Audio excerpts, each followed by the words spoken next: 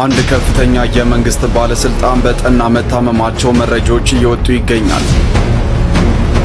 የኦሮሚያ ክልል ፕሬዝዳንት አቶ ሽመልስ አብዲሳ የጤና ሁኔታቸው አሳሳቢ ደረጃ ላይ መድረሱ ተሰምቷል። ሽመልስ አብዲሳ ለሕክምና ከሀገር ወጥተዋል የሚሉ መረጃዎች ናቸው እየወጡት። በቅርቡ ከስፖርት ጋር በተገናኘ መጠነኛ የጀርባ ስብራት ደርሶባቸው ነበር። በተደጋጋሚ ሆዴን አመመኝ እያሉ ሲናገሩ ቆይተዋል። ነጻነት በትዳሩ ደስተኛ አልነበረም። አሜሪካ እያለ ሚስቱ አትረዳውም ነበር። የራሷንና የልጆቿን ምግብ ሰርታ እሱ ግን በታመመበት ተነስቶ ሰርቶ እንዲበላ ታደርግ ነበር። የነጻነት እህት ሚሚ ወርቅነህ ስለ ወንድሟ ትዳር ያለችው ነው።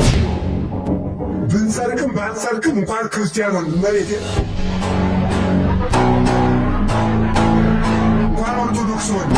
ሰላም ጤና ይስጥልን ውድ የቃል ሚዲያ ቤተሰቦች እንደምን ቆያችሁ? እግዚአብሔር ሰላም ከሁላችን ጋር ይሁን እያልን ወቅታዊና አዳዲስ መረጃዎችን ይዘን መጥተናል። ቪዲዮውን ከመጀመራችሁ በፊት ላይክ በማድረግ ጀምሮ እንዲሁም ሐሳብ አስተያየታችሁን የኮሜንት ሴክሽን ላይ ያስቀምጡልን። ቀጥታ ወደ ቪዲዮ እናልፋለን። ሰብስክራይብ ለምንድን ነው የማታደርጉት?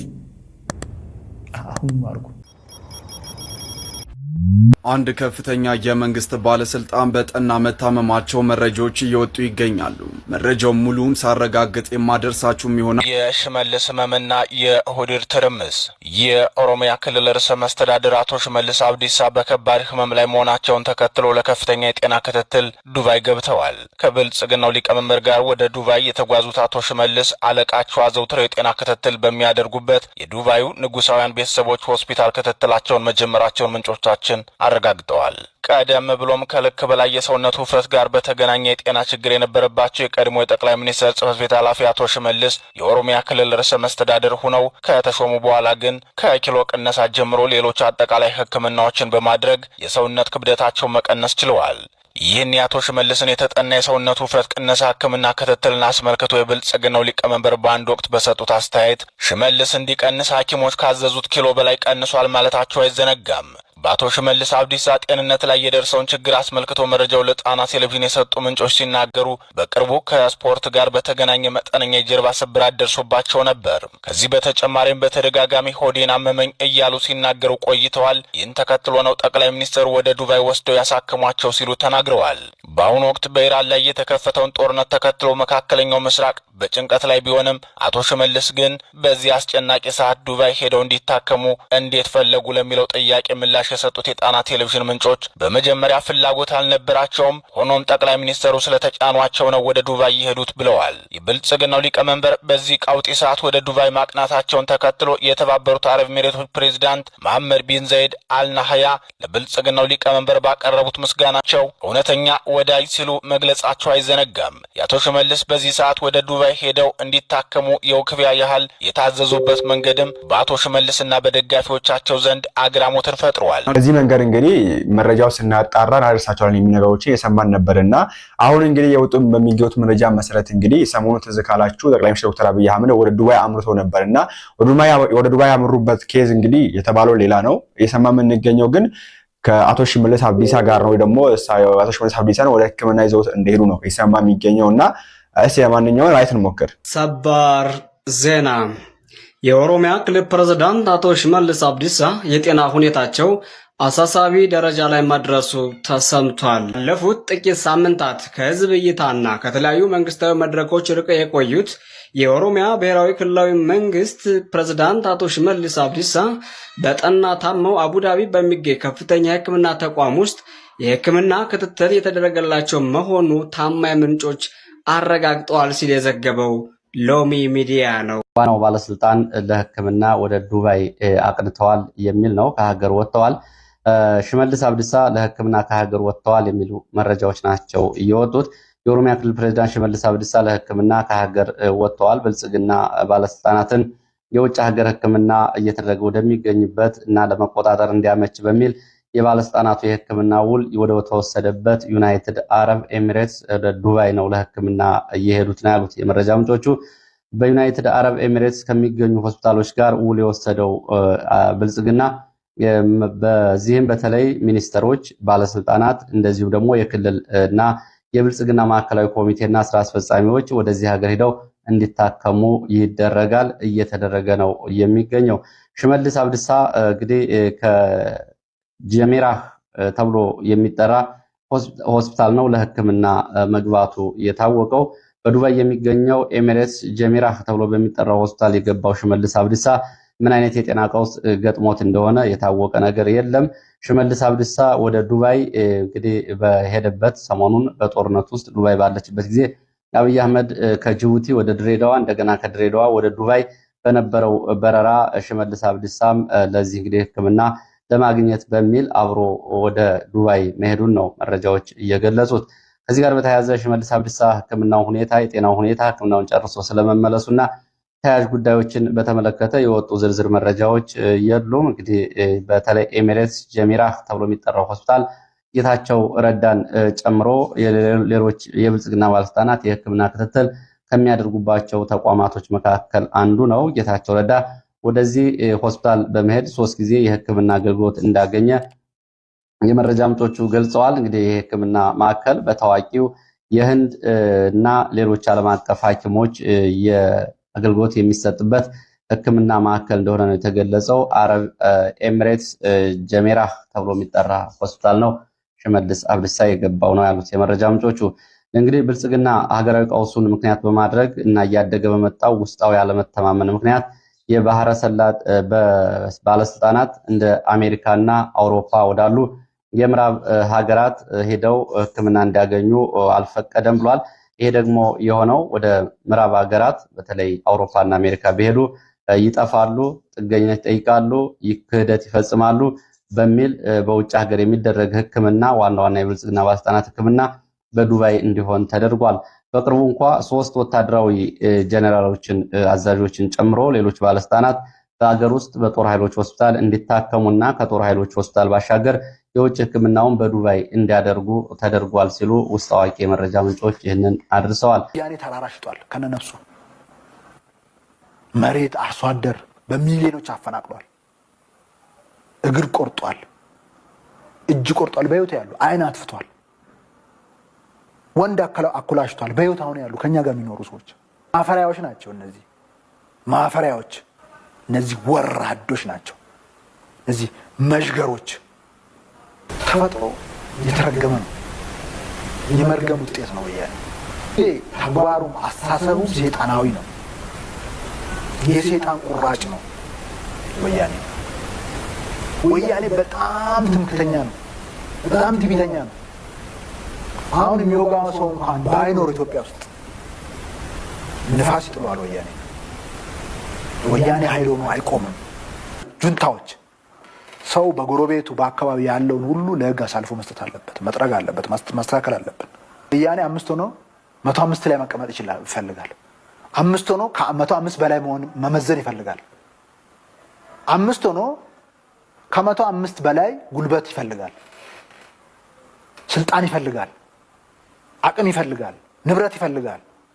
ይሄ ነው የወያኔ ፍላጎት። ነጻነት በትዳሩ ደስተኛ አልነበረም። አሜሪካ እያለ ሚስቱ አትረዳውም ነበር። የራሷንና የልጆቿን ምግብ ሰርታ እሱ ግን በታመመበት ተነስቶ ሰርቶ እንዲበላ ታደርግ ነበር። ህንድ ሀገር ለሕክምና በሄደበት እንኳን ደውላ ስለ ጤንነቱ ሳይሆን የምትጠይቀው ቤት ስለመግዛት ነበር። ታሞ ተኝቶ በየወሩ የሚልክላት $2000 እንኳን እንደማይበቃት ትነግረው ነበር። የነጻነት እህት ሚሚ ወርቅነህ ስለ ወንድሟ ትዳር ያለችው ነው። የታላቅ ወንድሙም ወንደሰን ምስክርነት ተመሳሳይ ነው።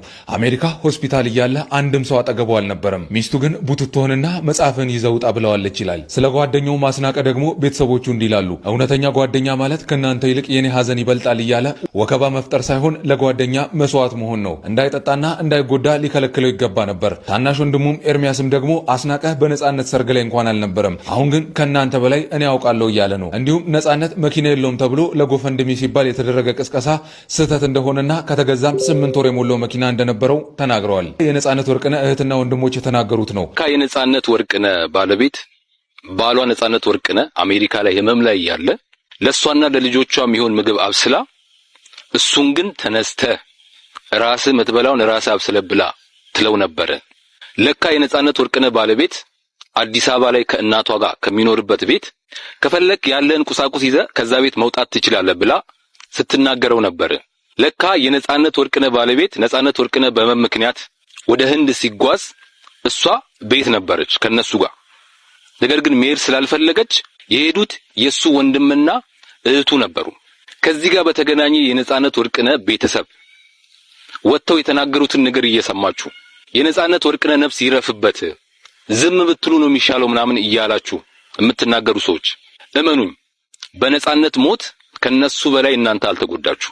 ሲቀጥል የነጻነት ወርቅነህ ነፍስ የምታርፈው እሱ በህይወት እያለ ሲደርስበት የነበረው መከራና እንግልት አሁን ከሞተ በኋላ እውነቱ ሲወጣ እንጂ ሲደፋፈን አይደለም። የነጻነት ወርቅነህ ሚስት ነጻነት ላይ አደረገች የተባሉት ነገሮች በሙሉ ደግሞ የመጡት ከራሱ ከነጻነት ነው። በህይወት እያለ ለወንድም ለእህቶቹ ከተናገረው ላይ ወስደው ነው የተናገሩት። ስለዚህ የነጻነት ነፍስ የምታርፈው ሰላሟን የምታገኘው ልጁ በህይወት እያለ የተሰቃየው እውነት ከሞተ በኋላ ሳይደፋፈን ሲቀር ነው። እንደዚህ ይፋ ሲወጣ ነው። ስለዚህ ባካችሁ አትፍረዱ። አይደለም እህት ወንድሞቹ ይቀርናኮ እኛ ባዳዎቹ በሚዲያ ምናቀው አዝነንለታል አይደለ? አስቡት ደግሞ እንደ ቤተሰብ እነሱ ምን ያህል እንደሚያዝኑ። ምንም ብናዝንለት ምንም በስሞት እኛ ቢሰማን እመኑኝ ከነሱ በላይ ከእህት ከወንድሞቹ በላይ ሊሰማን አይችልም። ስለዚህ የነጻነት ወርቅነህን ቤተሰብ እየወጣችሁ የምታሸማቅቁ አካላት ይሄ ነገር በኔ ወንድም ላይ ቢደርስ ምንድነው የሚሰማኝ ብላችሁ ሁላችሁም ራሳችሁን ልትጠይቁ ይገባል። ሰላም ቤተሰብ እንደምን አላችሁ? እግዚአብሔር ይመስገን እኔ በጣም ሰላም ነኝ። ዛሬ አንድ ሐሳብ ሶሻል ሚዲያ ላይ ሲዟዟር አየሁና እንግዲህ መቼም ለሶሻል ሚዲያው ደግሞ ክፍት ነው ከተገኘ እንዳንድ የሶሻል ሚዲያ ተጠቃሚ ሐሳብ አስተያየታችንን ብንሰጥበት ወይም ብሰጥበት ምንም አይልም ብዬ ሐሳቡ ላይ እንደው ጠቅለል ያለ ነገር የራሴን ምልከታ ለመናገር ነው ብቅ ያልኩት። በእርግጥ ዛሬ ይህን ሐሳብ አንስቶ መነጋገር አንዳንዴ ይከብዳል። እውነት ለመናገር ያንድ ሰው ጉዳይ ተነስቶ ስለዛ ጉዳይ ምስክርነት ቃልን በማይሰጥበት ወይም ራሱን መከላከል በማይችል የሆነ ወይም በህይወት ላይ የሌለን ሰው አንስቶ መነጋገር በጣም አስከፊ ነው። የአርቲስት ነጻነት ወርቅነህ ቤተሰቦች ስለ አርቲስት ነጻነት ወርቅነህ የሰጡት ምስክርነት ቃል ተብሎ በጋዜጠኛ ለበለው እንዳልክ ቀርቦ ሳይ አንዳንድ ሐሳቦችን በደንብ ለማድመጥም እንዲው ነገሩንም ልብ ብዬ ለማየት ሞከርኩና በዛ የተነሳ የግል አስተያየቴን መስጠት ፈለኩ። እውነት ለመናገር እኔ የኛ ሀገር ጋዜጠኝነት ስራ እንዴት እየሄደ እንደሆነም በጣም ግራም ያጋባ ነው። እኔ የአርቲስቱን ጉዳይ አንስቼ ብዙ ነገር ሰዎችን መውቀስ ወይም እንትን ማለት አልፈልግም። ስለ አርቲስቱም ሐሳቡ እስከተነሳ ድረስ ደግሞ አንስቼ ብናገር ሂዝ ፐብሊክ ፊገር ነው። ፐብሊክ ፊገር እስከሆነ ድረስ ሐሳብ አስተያየቱን ቢሰጥበትም ችግር የለውም። ምክንያቱም በህይወት በነበረበት ወቅት ስራዎችን እያየን ስንዝናና ፈገግ ስንል የነበርን ሰዎች ነን። በስራውም ደግሞ ለህዝብ ተደራሽ የነበር ፐብሊክ ፊገር የሆነ ልጅ ነው። በሱም ጉዳይ ሐሳብ ብንሰጥም እንደ ተራ ግለሰብ አይደለም የሚታየው ብዬ አስባለሁና የግለሰብ ጉዳይ እንዳልሆነም አስባለሁ። ነገር ግን ትኩረት አድርጌ ማየት የፈለኩት በይበልጥ የጋዜጠኝነት ሙያው ነው። እኔ ጋዜጠኛ አይደለሁም። ነገር ግን በእኛ ሀገር ያለው የጋዜጠኝነት ሙያ የጋዜጠኛ ባለሙያ የሆኑ ሰዎችም ሰፊ የሆነ ሐሳብና አስተያየት ቢሰጡበት ጥሩ ነው ብዬ አስባለሁ። ምክንያቱም የአንድ ሰው ጉዳይ ሲነሳ የአንድ ወገን ተሰምቶ ወደ ሚዲያ ወደ አየር ከመቅረቡ በፊት የብዙ የሌሎችን ስማቸው የተጠሩን ሰዎች እኩል ተደራሽ ተደርጎ ኮምፔር ኤንድ ኮንትራስት ተሰርቶ ወይም ጎን ለጎን ቀርቦ ውይይቱና ሐሳቡ ለህብረተሰቡ ክፍት ቢሆን ሰውም ሳይ በሚሰጠው ሐሳብ ላይ ግራ ሳይጋባ ፍትሃዊ የሆነውን አስተያየት መስጠት ይችላል። እኔ እውነቴን ነው የምላችሁ ከአንድ የፕሮፌሽናል ጋዜጠኛ የማይጠበቁ ነገሮችን ፕሮፌሽናል ጋዜጠኛ ነን ያሉ ወይም ኤክስፒሪየንስና ልምዱ ያላቸው ጋዜጠኞች የማይሆን ስህተትን ሲሰሩ ሳይ በጣም አዝናለሁ። ከነሱ ይልቅ ስራውና ልምዱ ሳይኖራቸው ነገር ግን የማህበረሰብን ጉዳይ ተሸክመው ሲሰሩ የቲክቶክ ባለቤቶች እንኳን ዛሬ ከሳሽና ተከሳሽን ጎን ለጎን አድርገው የሚያከራክሩበትን ሁኔታ እናያለን። ሐሳቡ ምንም ይሁን ነገር ግን ተበደልኩ የሚለውም በደለ የሚባለውም ጎን ለጎን ሆኖ ሐሳብ ሲሰጥ ፍርዱ ክፍት ይሆናል። ሰውም የራሱን አስተያየትና ምልከታውን ይዞ ይሄዳል። ነገር ግን እዚህ ላይ አሁን የነጻነት የአርቲስት ነጻነት ወርቅነህ ቤተሰቦች መጣው የሰጡበት አንደኛ ካሁን በፊት ከተሰጠው ኢንተርቪው በጣም በተለየ ሆኖ መጣ። ለምን የሚያስብል የሚያስነሳ ነገሮች አሉ። በሁለተኛ ደረጃ እኔ ካየሁት ቅሬታ አርቲስት ነጻነት ወርቅነህ በነበረበት ጊዜ ለማህበረሰቡ ለህብረተሰቡ ግልጽ መሆን የሌለበት ፕራይቬሲ የራሴ የግሌ ጉዳይ ነው ያላቸውን ነገሮች እሱ በህይወት በሌለበት ጉዳይ ላይ ሚስጥሩ ፕራይቬሲው ወጥቶ አደባባይ ላይ መቅረቡ በጣም ቅሬታን ያስነሳን የእውነት ቀደም ለዛ ነው ሂዝ ፐብሊክ ፊገር ነው ካልነ ለማህበረሰቡ ኮንትሪቢዩት ሲያደርግ የነበረ ሰው ነው ካልነ እንደ ማህበረሰብ ደግሞ በስራው ላይ ስንዝናና ፈገግ ስንል እንደቆየ ሰው ደግሞ የኛም ደግሞ ኃላፊነት አለብን ብዬ አስባለሁ። ምክንያቱም የሰዎች ፕራይቬሲ መጠበቅ አለበት ብዬ አስባለሁ። ታሞም ከመመልስ ኢንተርቪው ተደርጎለትም ቃለ መጠይቆችን አይተን ነበረ። ነገር ግን ብዙ ነገሮችን መግለጽ አልፈለገም። መብቱ ነው። ፕራይቬሲውን አስጠብቆ የመሄድ መብት አለው። ነገር ግን ከዛ ባለፈ ደግሞ ከቀብር ማግስት እህቱ ስትሰጠው የነበረው ኢንተርቪውና አሁን ደግሞ ተመልሳ የምትሰጠው ኢንተርቪው ደፍነት ላይ የተለያየ ነው።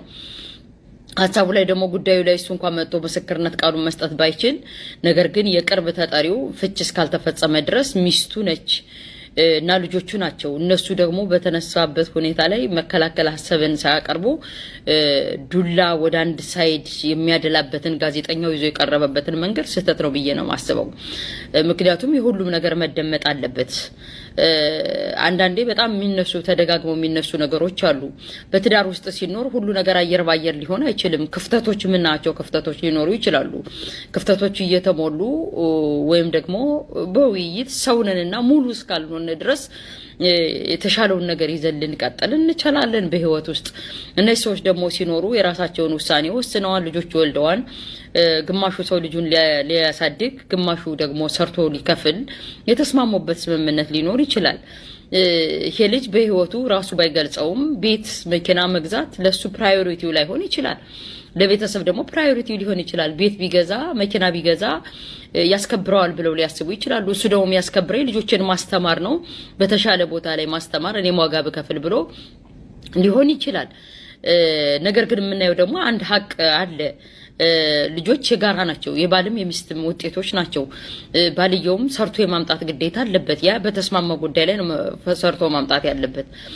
ሚስትየዋም ደግሞ የምታመጣው ገቢ ይኑርም አይኑርም ነገር ግን ልጆችን ማሳደግ ማለት ያውን በሰው ሀገር ላይ 3 ልጅ ተሸክሞ ማሳደግ ማለት ይሄን ፍርድ እንድትሰጡ የምፈልገው በየትኛውም ዓለም ያላችሁ በውጭ ዓለም በአረቡ ዓለም በዩሮፕ በአሜሪካ ማለት በካናዳ ያላችሁ ሰዎች ልጆችን የምታሳድጉ ሰዎች ምን ያህል ዋጋ እንደሚያስከፍል ይሄን ፍርድ መስጠት ያለበት በውጭ ዓለም ያለ ልጅ የሚያሳድግ በተለይ ይሄን መፍረድ ያለበት የውጭ ዓለም ላይ ነው ብዬ ነው ማስበው። ምንምም ገቢ ታምጣም አታምጣም ጉልበቷን ሳክሪፋይ አድርጋ ለልጆቿ እየዋለች እያደረች ነው። 3 ልጆች ወልዶ ማሳደግ ማለት ስጋን ቆርሶ መስጠት ማለት እንደናት ትልቅ ነገር ነው። ይሄ በራሱ የምናየው ጥሬውን ነገር የምናቸው ነገሮች አሉ። ከዛ ውጭ ደግሞ በህይወት እያለ ህመሙን ያውቃል ይሄ ልጅ። ነገር ግን ፕራይቬሲውን ጠብቆ የኖረበት ጉዴታ ፈጣሪውን እየጠበቀ የነበረ ልጅ ነው፣ አይተነዋል። ነገር ግን ትላንትና ሌላ ዛሬ ሌላ የሆነበት ለምንድን ነው? እኛ ብዙ ነገር እናለን። የእውነት ስደት በባህሪው ብዙ ነገር ያሳጣል። ምክንያቱም ኢትዮጵያ ላይ ያለ ቤተሰብ ከተሰደደው ልጁ ወይም ከተሰደደው ቤተሰቡ ብዙ ኤክስፔክት ያደርጋል። የኤክስፔክቴሽን ባልሞላ ቁጥር ደግሞ ወይም ደግሞ ያሰብነው ባልተሟላ ቁጥር ደግሞ ክፍተቶችን እየመዘዝነ ትናንት የነበረንን መልካምነት፣ እህትነት፣ ወንድምነት ልናራክስ አይገባም። እኔ እውነቴን ነው። የነጻነት ወርቅነህ ቤተሰቦች ልትጎዱ ትችላላችሁ። ወንድማቸው ነው፣ ልታዝኑ ትችላላችሁ። ነገር ግን ምንም የሚሆን ከሚስትየውና ከልጆች በላይ ልታዝኑ ልትጎዱ አትችሉም። ጉዳቱም እየቆየ የሚሰማቸው እነሱን ነው። ምክንያቱም እናንተ ወንድም እህት ናችሁ፣ ስጋ ናችሁ። ነገር ግን የራሳችሁ የሆነ ህይወት አላችሁ። እነዚህ ልጆችና ሚስትየው ግን የራሳቸውን የሆነ ህይወት ተነጥቀዋል። ህይወት የላቸውም። ድሮም ህይወት አልነበራቸውም። ከንግግሩም ስታያቸው ለልጆች የኖሩ ሳክሪፋይ ያደረጉ ወላጆች ናቸው። በዛም ክፍተት ደግሞ ፍራስትሬሽን ሊኖር ይችላል። ብዙ ነገሮችን አሳልፈው ሊሆን ይችላል ብዬ አስባለሁ። ነገር ግን አንድ ሰው መከላከል በማይችልበት ህይወቱ ባለፈበት ጉዳዩ ፕራይቬሲው በቁመናው መግለጽ ያልፈለገው ለኢንተርቪው ተጋብዞ ደህና ነኝ ብሎ አደባብሶ ወይም ሸፍኖት ያለፈውን ፕራይቬሲውን ገላልጣችሁ መምጣታችሁ እኔ ምንድነው ከዚህ ነገር ምንድነው የሚተርፈው? በሁለተኛ ደረጃ እኔ የእውነቴን ነው ገንዘብም ቢኖርም ባይኖርም ቤት ቢሰራም ባይሰራም መኪና ቢኖርም ባይኖርም መውለድ መልካም ነው። ለወለደ ነው የሚሆነው። አለስ አዘርዋይስ ደግሞ ለወለዱት ነው የሚሆነው። ወደ ጎን ሂዶ አያውቅም። ለእህት ለወንድም ተሰጥቶ አያውቅም። ነገር ግን እኔ ጓደኛም ይሁን በሉት ሌላው ወንድምም ይሁን በሉት ዝናም ይጠበቅ ምንም ይጠበቅ ከምንም በላይ ግን የልጆቹ መብት የልጆቹ ፕራይቬሲ ሊጠበቅ ይገባል። ነጻነት ወርቅነህን ብታጡ እንዳንድ አርቲስት እንዳንድ ወንድም እንዳንድ ልጅአችሁ ብታጡት እንኳን ልጆችን ወልዷል። መውለድ መልካም ነው። እሱ ያላሟላቸውን ነገሮች ልጆቹ ሊያሟሉ እንደሚችሉ መጠበቅ አለባችሁ። ገና በእሱ አልተሟላም ወይም ደግሞ ሚስትየው የሚጠበቅባትን ነገር ላታደርግ ትችላለች። ምክንያቱም በውጭ ያለ ሰው የሚያሳልፈውን መከራ ውጭ ላይ ያለ ሰው ነው የሚያውቀው። ብዙ ነገሮች ጭንቅላቷ ላይ ሊፈራረቁ እንደሚችሉ አይነው እኔ እረዳለሁ። እንደዚህ አይነት ነገሮች እኔ አላውቃትም።